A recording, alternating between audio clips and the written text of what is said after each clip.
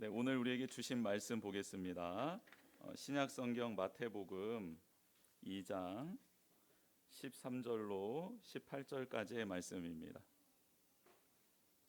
신약 성경 마태복음 2장 13절로 18절까지의 말씀, 우리 같이 한 목소리로 같이 읽도록 하겠습니다. 시작.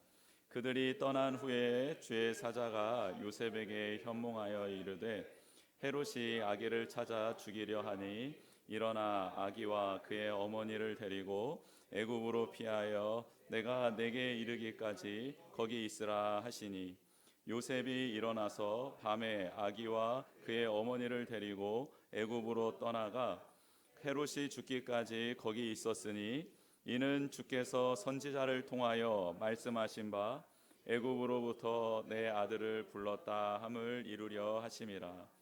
이에 헤롯이 박사들에게 속은 줄 알고 심히 노하여 사람을 보내어 베들레헴과 그 모든 지경 안에 있는 사내 아이를 박사들에게 자세히 알아본 그때를 기준하여 2살부터 그 아래로 다 죽이니 이에 선지자 예레미야를 통하여 말씀하신 바 라마에서 슬퍼하며 크게 통곡하는 소리가 들리니 라헬이 그 자식을 위하여 애곡하는 것이라. 그가 자식이 없으므로 위로받기를 거절하였도다 함을 이루어졌느니라. 아멘. 내일 성탄절인데요. 예수님이 이 땅에 오신 그 거룩한 날, 또 이제 다시 오실 예수님을 기다리는 복된 날입니다. 성탄을 맞이하는 주일이에요. 그래서 우리 옆에 계신 분에게 이렇게 한번 축복해 주셨으면 좋겠습니다. 예수님이 당신 때문에 오셨습니다. 네, 한 번 더 축복하겠습니다. 예수님이 당신을 너무너무 사랑하십니다. 아멘. 시간이 흐르네요. 여기 앞에 있는 초 한 개 밝혔던 게 불과 얼마 안 된 것 같은데 오늘 마지막 초까지 밝혔습니다. 처음에 이 초 장식 말씀드리면서 대림절 기간 동안에 우리가 우리에게 오신 예수 그리스도를 묵상해야 합니다 하면서 정말 진홍보다 더 붉은 우리의 죄를 양털같이 희게 하시는 예수 그리스도의 십자가의 능력 보혈을 우리가 믿음으로 기다렸으면 좋겠습니다 라고 말씀을 드렸습니다. 그렇게 우리 성도님들 예수님 잘 기다리고 계셨습니까? 어떠셨나요? 기쁨으로 기다렸는지 아니면 또 감격하려고 또 소망 중에 이렇게 기다렸는지 궁금합니다. 예수님을 묵상하며 기다리는 모든 분들에게 하나님이 특별한 선물을 준비해 주셨습니다. 그게 뭔지 아십니까? 네, 예수님을 더 알아가는 복을 예비해 두셨습니다. 본질에 집중하지 못하고 격가지의 마음을 빼앗기며 살아가는 이들을 종종 보게 됩니다. 참 안타깝죠. 중요한 건 이건데 왜 중요한 걸 하지 않고 그 옆에 있는 것, 중요하지 않은 것, 그거는 애써도 별 의미 없는 것, 그것들에게 그렇게 마음을 빼앗겨 살아가고 있는지, 그런 모습을 볼 때면 우리는 참 마음이 아프죠. 예수님을 믿음으로 구원받는다라는 이 귀한 진리 앞에 진짜 나는 구원받았을까? 안 받았을까? 이 질문으로 만약에 시간을 허비하고 있다면 하나님의 마음이 찢어질 겁니다. 왜냐하면 예수님을 믿고 영접하고 그분과 교제하기에도 부족한 시간인데 나는 과연 구원을 받았을까 못 받았을까? 이 문제 가지고 고민하고 있는 것 하나님이 원하지 않기 때문입니다. 그래서 우리는 예수님을 묵상하는 게 너무너무 중요해요. 사랑하는 사람을 위해 기꺼이 모든 것을 내려놓으신 예수님, 그 예수님을 묵상하고 그 예수님과 교제하는 게 너무 중요합니다. 자신을 배신하고 때리고 모욕한 사람이지만 그를 끝까지 품고 용서해 주신 예수님을 만나게 되면 우리는 조금 다른 인생을 살게 되는 것이죠. 모든 이들이 끝이라고 여겨지는 자리, 사망의 자리고 죽음의 자리고 무덤 아니겠습니까? 근데 그것이 예수님을 가두지 못하고 예수님은 그것을 깨뜨리시고 부활하셨지요. 만약 그 주님을 우리가 알고 만나고 그 음성을 듣는다면 우리의 삶은 지옥이 아닌 하나님의 영광의 빛으로 부활의 생명으로 가득 차게 될 줄 믿습니다. 영원토록 함께 하시겠다라는 약속을 성취시켜 주시기 위해서 성령님을 이 땅에 보내주신 예수님, 그 예수님의 사랑, 그 깊이를 깨닫게 된다면 성령 하나님과 동행하는 정말 기쁘고 행복한 나날들을 살아가게 될 것입니다. 예수님을 더 깊이 묵상하고 그 예수님을 만나는 복이 있기를 주님의 이름으로 축복합니다.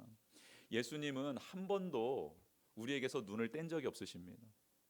우리를 정말 계속해서 눈동자처럼 바라보고 계시고 암탉이 달걀을 품고 있는 것처럼, 병아리들을 품고 있는 것처럼 그렇게 우리를 품고 계십니다. 그런데 예수님의 이 사랑은 짝사랑일 확률이 참 많이 있지요. 왜냐하면 우리는 예수님보다 더 좋아하고 사랑하는 것들이 참 많은 죄인이기 때문에 그렇습니다. 예수님은 우리를 사랑하러 오셨기 때문에 그게 삶의 목적이었고 사명이었기 때문에 우리를 버릴 수 없습니다. 그게 예수님의 존재 이유이기 때문이에요.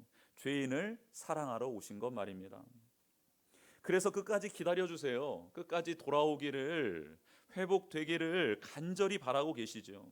결국 그 간절함과 우리를 향한 그 사랑이 예수 그리스도의 생명을 우리에게 내어주시는 것으로 완성되었지요. 이제 우리가 예수님을 바라볼 때가 되었습니다. 예수님이 우리를 끝까지 사랑해 주신 것처럼 이제는 우리가 예수님을 매일매일 바라보았으면 좋겠습니다. 말로만 하는 것이 아니라 전인격적으로 한번 표현해 봤으면 좋겠어요. 예수님, 저도 예수님 정말 사랑해요. 보세요. 저의 자리를 한번 보세요. 제가 일하는 것을 보세요. 제가 가정을 돌보는 것을 보세요. 제가 교회에서 주님의 몸된 교회를 섬기는 걸 한번 봐보세요. 제가 얼마나 주님을 사랑하는지, 제가 얼마나 주님을 사모하고 있는지 한번 봐주세요 라고 우리를 한번 예수님께 온전히 내어드리고 우리의 삶의 자리로 예수님을 초대하는 일들이 있었으면 좋겠습니다. 예수님이 바라보는 것을 같이 바라보고 예수님이 듣고 계시는 그 하늘의 음성을 듣게 된다면 우리의 생각이 변화될 것입니다. 생각이 변화되면 행동이 변화되겠죠. 말과 자세가 변화되면 우리의 삶의 자리가 바뀌게 되어 있습니다. 예수님을 닮고 따라가게 되는 것이에요. 하나님이 예수님과 함께 하셨던 것처럼, 그래서 하나님의 나라를 세우시고 영혼들을 주님께로, 하나님께로 인도하셨던 것처럼 그런 동일한 일들이 우리의 삶의 자리에 나타나게 될 줄 믿습니다. 우리가 살아가는 그 자리에 하나님의 나라, 하나님의 영광이 깃드는 거예요. 그리고 우리를 만나는 영혼들이 주님을 알게 되고 만나게 되고 회복되게 되는 것이죠. 이런 일들이 우리를 통해 일어나기를 하나님이 바라고 계십니다. 예수님을 믿음으로 우리는 하나님의 자녀가 되었습니다. 자녀답게 매일 아버지 하나님께 문안 인사 드렸으면 좋겠습니다. 예전에 아버지랑 함께 살았을 때가 있었죠. 저도 어렸을 때가 있었으니까. 그때 우리는 아침에 일어나자마자 해야 되는 일들이 있었어요. 몇 가지가 있었는데 첫 번째는 기도하는 거예요. 기도하는 거. 일어나자마자 하나님께 기도하는 거예요. 기도하고 난 다음에는 육신의 부모님께 문안 인사를 드리는 겁니다. 그러니까 아버지 어머님한테 안녕히 주무셨습니까? 이렇게 인사를 드리는 거예요. 잘 주무셨습니까? 이렇게 인사를 드리는 겁니다. 그리고 난 다음에 이제 우리의 일을 시작하는 거예요. 뭐 세면도 하고 밥도 먹고 이렇게 하는 거예요. 여러분, 눈에 보이는 부모님께 문안 인사를 드리지 않는 자녀가 눈에 보이지 않는 하나님께 문안 인사를 드릴 수 있을까요? 눈에 보이는 사랑하는 자녀를 주님의 이름으로 축복하지 못하는데 성도를 위해, 세몬들을 위해 기도할 수 있을까요? 직장 동료들에게 기도할 수 있을까요? 그들을 진심으로 사랑할 수 있을까요? 자녀들도 일어나자마자 만나는 가족들을 축복하지 못하는데 그 누군가를 위해서 축복할 수 있을까요? 저는 거짓말이라고 생각합니다. 가장 사랑해야 될 가족에게, 가장 사랑해야 될 부모님께, 가장 사랑하며 돌봐야 될 자녀들에게 문안 인사를, 축복을 하지 못하는 사람이 어떻게 성도들을 사랑하고, 그거 다 거짓인 거죠, 거짓. 사랑하는 아내를, 사랑하는 남편을 존중하지 못하는데 어떻게 나의 리더를, 나의 영적인 권위자로 세워주신 분들을 사랑하며 아끼며 돌보며 축복하며 나아갈 수 있을까요? 거짓말입니다. 하는 척은 할 수 있겠지만 진실이 아닌 것이죠. 여러분, 아버지 되신 하나님께 문안 인사를 드리셔야 해요. 고민도 털어놓으셔야 합니다. 귀한 말씀 해주실 때 새겨 듣고 삶에 적용해 보셔도 좋겠습니다. 잘못하면 용서해 주신 하나님 앞에 동일한 잘못하지 않고 이제는 새롭게 살고 싶습니다라고 노력하며 결단하는 것도 우리에게 필요한 자세이겠죠. 하나님은 우리를 무엇 때문에 사랑하시는 게 아니라 사랑하기 때문에 권면해 주시는 겁니다. 네가 무엇을 해서 사랑하는 게 아니라 내가 너를 사랑하기 때문에 말씀을 해주시는 거죠. 말씀을 주시는 겁니다. 지난 한 주간 참 매서운 추위가 한반도를 강타했습니다. 저희 집도 예외가 아니었습니다. 강타를 했습니다. 너무 춥더라고요, 그렇죠? 이런 날 실내에 있는 것, 건강을 지키면서 체온 유지하는 것 참 중요한 겁니다, 그렇죠? 근데 저는 어렸을 때부터 태풍이 온다고 하면 늘 밖에 나가는 걸 좋아했습니다. 왜냐하면 한번 그 비바람이 얼마나 센지 제 몸으로 느끼고 싶었기 때문이에요. 근데 해변가에서는 참 위험하다고 합니다. 그러니까 안전에 유의하셔서 그 바람을 맞더라도 그 집 앞에서 잠깐 동네에 나가서 이렇게 맞는 것을 추천드립니다. 지난 한 주간 너무 추웠어요. 그런데 체감 온도가 영하 20도, 영하 19도였던 두 날이 있었습니다. 그때 얼마나 춥길래 사람들이 이렇게 춥다 하는가 궁금해가지고 이렇게 두꺼운 옷을 잘 입고 장갑도 끼고 그렇게 밖으로 나갔습니다. 나가서 단단히 무장을 해서 나갔는데 오픈된 데가 한 군데가 있었습니다. 얼굴이었어, 얼굴. 그래가지고 햇볕이 드는 데를 좀 이렇게 걷는데 바람이 세도 이렇게 좀 견딜만 했는데요. 그늘진 데로 들어가니까 이 바람이 칼바람이 돼서 이렇게 피부를 이렇게 애는데 절로 모자를 쓰게 되고 그리고 옷깃을 여미게 되고 얼굴을 감추게 되더라고요. 그러면서 잠깐 핸드폰을 사용할 그 시간이 있어가지고 장갑을 벗고 핸드폰을 잠깐 들었는데 정말 손이 얼겠더라고요. 얼겠어. 그래서 이게 진짜 강추위구나라는 것을 깨닫게 되었습니다. 안양천을 좀 걷고 있었는데요. 그 안양천이 이렇게 얼어 있는 거예요. 꽁꽁 얼어 있는 겁니다. 그래서 안양천이 얼었구나, 진짜 추운가 보다 하고 걷는데 어느 한 부분은 또 이렇게 녹아서 그 강바닥 밑으로, 그 강 표면 밑으로 물이 흐르고 있는 장면을 보게 되었습니다. 강은 꽁꽁 얼었는데 물은 흐르고 있었던 것이죠. 겉으로 봤을 때에는 물이 다 얼은 것처럼 보이고 흐르지 않는 것처럼 보이는데 아니요, 그 밑은, 그 물은 흐르고 있었습니다. 성도님들도 그런 장면 많이 보셨겠죠. 그런데 갑자기 그 강물을 보고 있는데 이게 이제 목회자 병이 발동이 되었습니다. 묵상이 되는 거예요. 갑자기 그 강이 묵상이 되면서 우리가 처한 환경을 보면 정말 모든 것이 꽁꽁 얼어붙어 있는 것 같고 좋은 소식 하나도 들리지 않고 하나님의 은혜와 사랑도 잘 느낄 수 없을 정도로 그런 꽁꽁 얼어붙어 있는 것처럼 나의 삶이, 이 세상이 보이는 거죠. 한국 사회의 미래에 대한 전망 다 어둡게 나오고 있습니다. 특히 초고령화 사회로 진입하게 되면서 이 저출산과 맞물리며 어떤 학자는 이대로 가만두면 우리나라는 자연 소멸된다라고 말하기도 하고 있습니다. 사회가 이렇게 되다 보니 자연스럽게 교회에도 큰 위기가 닥치고 있지요. 믿음의 세대가 사라지고 있습니다. 믿음을 전수해줘야 되는데 전수 받을 애들이 사라지고 있는 것이죠. 일반 학령 인구가 10년 새 19%가 줄어들었다고 합니다. 19%, 어마어마한 퍼센트율입니다.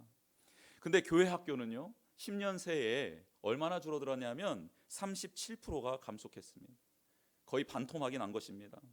더욱이 지금 교회 다니고 있는 청소년들에게 앞으로 성인이 되어서 교회 잘 다닐래? 라고 물어봤더니 30%의 아이들이 다니기 싫습니다 라고 말하고 있습니다. 통계적으로 보면요, 2030년이 되면 이제 얼마 남았습니까? 2030년까지 7년 남았죠. 2030년이 되면요, 전국의 교회에 90%의 교회에서 교회 학교가 사라진다라고 전망하고 있습니다. 전국 교회 10%만 교회 학교를 유지하고 있어요. 근데 교회 학교를 유지하고 있는데 사람 수는 몇 명일까요? 이제 각 부서마다 10명 내외로 존재하게 된다고 합니다. 희망이 없어 보이죠. 그런데 희망이 아예 없는 것은 아닙니다. 연구를 해본 결과 자녀 세대에게 신앙을 가장 많은 영향을 미치는 세대가, 그 대상이 누구냐 봤더니 부모님들이 그 아이들한테 신앙의 영향을 가장 많이 미친다는 통계가 나왔습니다. 그래서 우리 교회는 다음 연도부터 뭘 합니까? 가정 예배를 드리려고 합니다. 신앙을 눈에 보이는 아이에게 빨리 전수를 해놔야 됩니다. 그렇죠? 그러려고 지금 예배를 드리려는 거예요. 교회 문화로 가정 예배를 한번 자리매김하려고 노력하고 있는 것이죠. 여러분, 오늘 본문에 보면 예수님이 태어나자마자 일어난 일에 대해서 기록하고 있어요. 당시 유대 지역을 다스리고 있던 왕은 누굽니까? 헤롯입니다. 헤롯. 그런데 동방에서 별을 보고 찾아온 박사들이 유대인의 나신 왕을 경배하기 위해서 누구를 찾아가냐면 예루살렘에 있는 성 헤롯이 머물고 있는 그 궁전을 찾아가게 된 것이죠. 당연히 왕이 머무르는 성전에 왕이 태어났다라고 생각하는 것이죠. 그래서 갔는데 아니었습니다. 인류를 구원할 메시아는 어디에서 태어났냐면 예루살렘이 아닌 예루살렘으로 남쪽으로 좀 떨어져 있는 베들레헴에서 태어난 거예요. 다윗의 고향에서 태어난 것이죠. 그들은 별을 따라 예수님 계신 곳에 이르렀습니다. 그리고 예수님을 경배했어요. 근데 헤롯이 그들을 속였습니다. 뭐라고요? 나도 경배하고 싶으니 자세히 알아보고 찾거든 와서 나에게 그 길을 알려달라고 말한 것입니다. 헤롯은 자신이 이 자리를 유지하고 지켰어야 하는데 위태롭게 만드는 존재가 나타났다고 하니 어렸을 때 제거하고 싶었던 것입니다. 그러나 그들이 뻥을 칠 수도 있는 거잖아요. 그러니 진짜 경배하고 와서 그 뒤에 가서 처리하려고 그 박사들을 속인 것입니다. 그러나 하나님은 동방 박사들에게 꿈으로 지시함으로 헤롯에게 돌아가지 말라고 말씀하셨고 그들은 다른 길로 돌아가 버리죠. 하나님의 아들 예수 그리스도가 태어났습니다. 그런데 예수 그리스도가 태어난 상황, 그 상황은 최악입니다. 예수님을 보호해 줘야 할 요셉은요, 가난하고 힘도 없는 목수였습니다. 권세 있는 가문에서 태어나 보호해줄 힘이 있는 부모를 만났다면 좋으련만 그런 상황이 아니었습니다.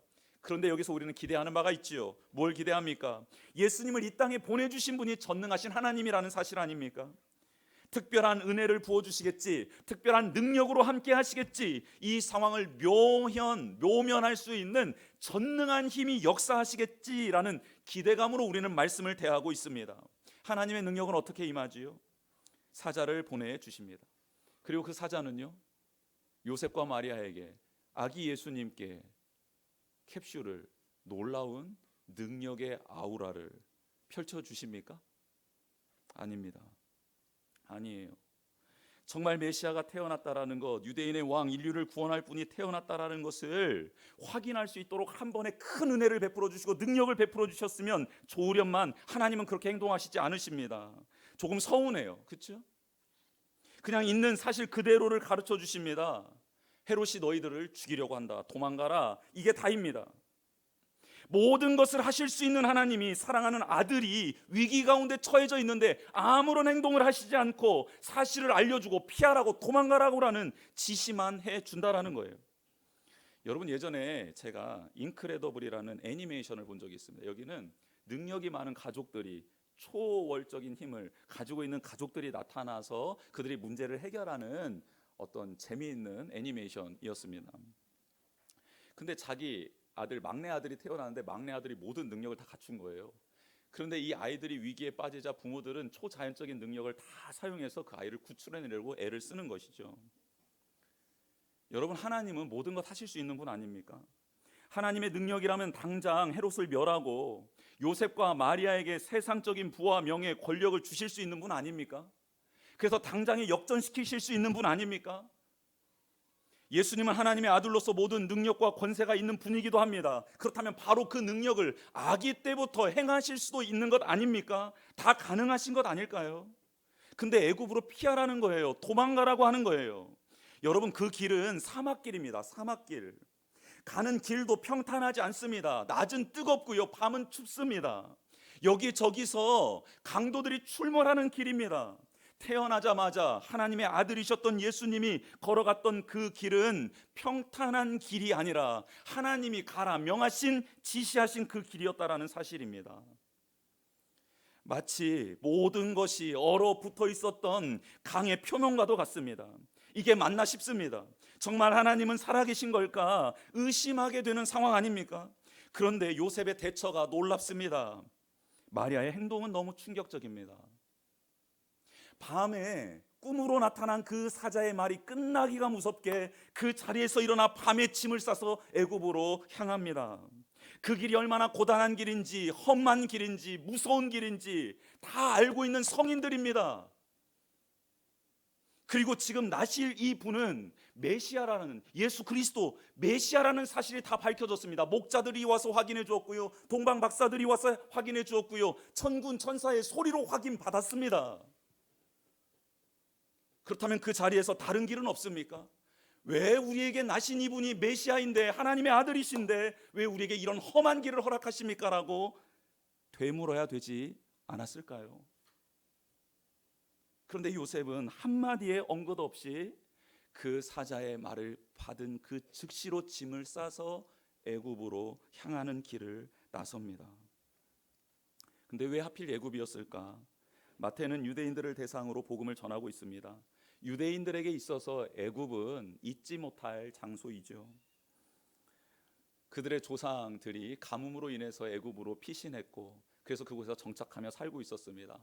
그러던 어느 날 그들은 노예로 전락하게 되었고, 그곳에서 험한 세월을 보내게 되었고, 하나님이 보낸 선지자, 능력자 모세를 통해 구원받아 하나님이 약속해 주신 가나안 땅으로 들어가게 된 이 모든 구원의 스토리의 장소, 배경이 바로 애굽이기 때문입니다. 즉 아기 예수님이 애굽으로 간 이유는 그곳에서 당한 이스라엘의 고난과 아픔을 경험하기 위함도 있었지만, 그렇게 그런 사망의 그늘에 앉아서 방황하고 있는 온 인류를 구원하실 분으로, 그 애굽에서부터 하나님의 아들이 다시 나오게 될 것이다라는 이 예언을 성취하기 위해서 애굽으로 가신 것이죠. 그 자리에 있는, 고통과 절망의 자리에 있는 지금 우리를 구원하시기 위해 오신 예수님, 그 예수님을 온전히 믿고 따르라는 강력한 메시지이기도 합니다. 흑암에 사는 백성들에게 구원의 빛으로 오신 예수님, 그 예수님을 믿고 따라가는 우리 모두가 되기를 주님의 이름으로 축복합니다. 메시아가 이 땅에 와서 행하실 거룩한 일들, 그 일들이 차근차근 이루어지고 있습니다. 여러분, 하나님의 뜻을 방해하는 세력은 지금 헤롯 대왕뿐만 아니라 구약의 시대부터 줄곧 있어 왔습니다. 정말 큰 위기들이 너무 많았던 것이죠.